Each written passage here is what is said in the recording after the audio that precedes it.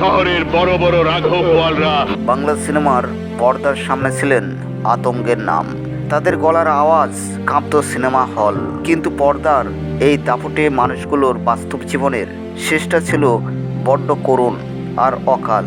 আজ আমরা কথা বলবো ঢালিউডের এমন 6জন শক্তিশালী খোল অভিনেতা সম্পর্কে, যারা আজ আমাদের মাঝে নেই। কিভাবে হলো তাদের অকাল মৃত্যু? চলুন ফিরে যায় সেই অতীতে। 2012 সালের 13ই ফেব্রুয়ারি ফাল্গুনের সকালে তিনি চলে যান ধানমন্ডির বাসায়। তিনি একা থাকা অবস্থায় বাথরুমে পড়ে গিয়ে মাথায় আঘাত পান এবং সেখানে শেষ নিঃশ্বাস ত্যাগ করেন। অভিনয়ের যাকে বাদশা বলা হতো। এই দেশের একজন 1 নম্বর কালোবাজারের সামনে যে ভদ্রলোকের মুখোশ পরে সেই হুমায়ুন ফরিদিকে আমরা হারিয়েছি বড্ড অবহেলায়। মৃত্যুর সময় এই কিংবদন্তি ছিলেন একদম একা।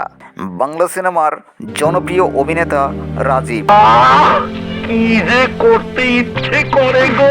যার ভয়ে সিনেমার হলের পর্দা কাঁপত। সেই রাজীব ক্যান্সারের কাছে হেরে গিয়েছিলেন। তার মৃত্যু ঢালিউডে যে শূন্যতা তৈরি করেছে তা আজও পূরণ হয়নি। 90 দশকের জনপ্রিয় খোল অভিনেতা জাম্বো, আর তুই তো এক সামান্য জাফর। তিনি বিশাল দেহের এই অভিনেতা 2004 সালে হৃদরোগে আক্রান্ত হয়ে মারা যান।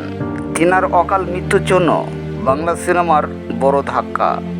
জনপ্রিয় খোল অভিনেতা মির্জা আহমেদ, তোর জন্য আমার মান সম্মানিত সব চলে গেছে। দেখ, তিনি 2017 সালের 27শে মার্চ ট্রেনের কামরায় হৃদরোগে আক্রান্ত হন এবং শুটিংয়ের উদ্দেশ্যে দিনাজপুর যাওয়ার পথেই তিনি শেষ নিঃশ্বাস ত্যাগ করেন। বাংলা সিনেমার এই জনপ্রিয় অভিনেতাগুলো বেশিরভাগই হৃদরোগে আক্রান্ত হয়ে অকালে মৃত্যুবরণ করেছেন। মনোয়ার হোসেন বাচ্চু, জনপ্রিয় এই কমেডি খোল অভিনেতা 2007 সালে লিভার সিরোসিস ও কিডনি জনিত জটিলতায় রোগে মারা যান।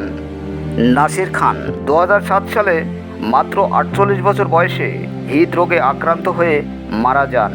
জনপ্রিয় এই খোল অভিনেতা, যার সংলাপ বলার ভঙ্গি ছিল অতুলনীয়। তুমি কার সামনে দাঁড়িয়ে কথা বলছো জানো? আমরা যখন তাদের সিনেমা দেখতাম তখন পর্দার আড়ালে তিনারা জটিলতা রোগে নিজের জীবনের সাথে পাঞ্জা লড়তেন। অবশেষে পৃথিবীর মায়া ত্যাগ করে চলে গেছেন। এই কিংবদন্তিরা চলে গেছেন ঠিকই, কিন্তু তাদের কাজ আমাদের মাঝেই অমর হয়ে থাকবে। আপনার প্রিয় খোল অভিনেতা কে ছিলেন? কমেন্ট করে আমাদের জানান। আর এমন সব অজানা তথ্য পেতে আমাদের চ্যানেলটি সাবস্ক্রাইব করে পাশেই থাকুন। ভালো থাকুন, সুস্থ থাকুন।